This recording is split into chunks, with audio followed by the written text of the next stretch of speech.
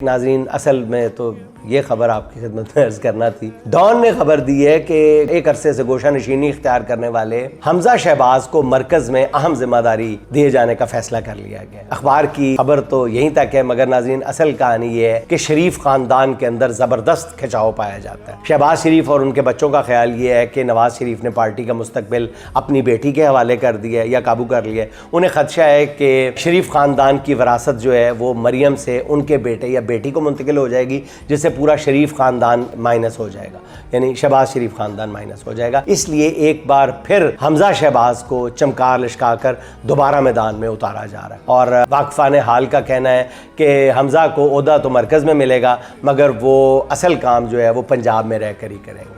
कुछ बाखबर लोगों का ये भी कहना है कि हमजा शहबाज को सियासी तौर पर मुतहर्रिक करने के पीछे असल में वज़ीर दाखिला मोहसिन नकवी साहब का किरदार है, जो पंजाब की सियासत में एक तवाज़ुन चाहते हैं और हमजा के साथ मिलकर कई सियासी ख्वाब भी देख रहे हैं।